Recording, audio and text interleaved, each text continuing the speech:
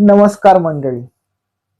कवितेची सफर याच्या दुसऱ्या भागात मी तुमच्यासाठी घेऊन आलोय तू गेल्यापासून.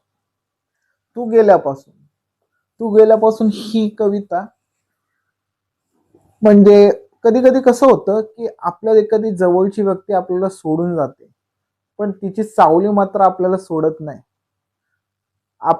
तिच्या आठवणींची प्रतिध्वनी आपल्या कानात घुमत राहतो. जसं समुद्र किनाऱ्यावर एखादी संथ लाट येते, तसं तसा आपल्या मनामध्ये त्या व्यक्तीच्या आठवणींचा तरंग निर्माण होतो आणि त्यातूनच निर्माण होते ती कविता. भावना, वेदना ह्या सगळ्या गोष्टी एकवटून शब्दात मांडल्या जातात आणि कवितेचा जन्म होतो. अशाच एका कहाणीची ही गोष्ट आहे तू गेल्यापासून. सुरुवात करतोय माझ्या दुसऱ्या भागाच्या कवितेला. तू गेल्यापासून. तू गेल्यापासून शब्दच हरवलेत माझे. तू गेल्यापासून शब्दच हरवलेत माझे. ओठी राहिले नाव गीत फक्त तुझे. तू गेल्यापासून शब्दच हरवलेत माझे. ओठी राहिले नाव गीत फक्त तुझे. दगडा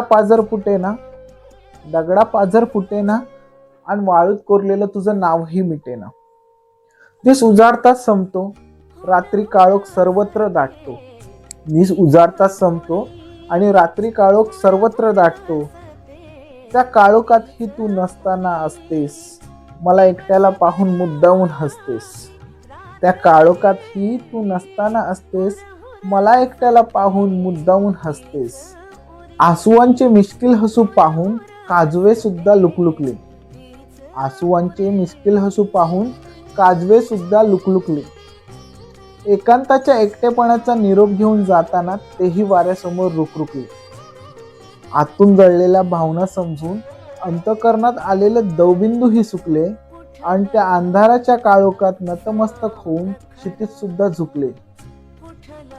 तुझ्या त्या कठोरतेसमोर जळून माझे शब्दच माझ्यावर रुसले.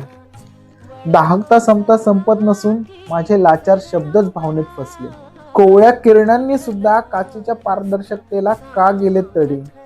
कोवळ्या किरणांनी सुद्धा काचेच्या पारदर्शकतेला का गेले तडे. ओल्या पावलांनी वाळूत चालताना सुद्धा का रुतले खडे. रेटता रेटत नाहीये आता तुझ्याविन हा गाडा. रेटता रेटत नाहीये आता तुझ्याविन हा गाडा. अंकही विसरलेत आता जगण्याचा पाडा. आकार देताना सुद्धा ओली करावी लागते माती. आकार देताना सुद्धा ओली करावी लागते माती. कापसातून सुद्धा जेव्हा वाहते तेल तेव्हाच जळतात वाती. वाट पाहणेच उरले आहे आता माझ्या हाती. नव्याने जुळतील का पुन्हा दुरावलेली ही नाती.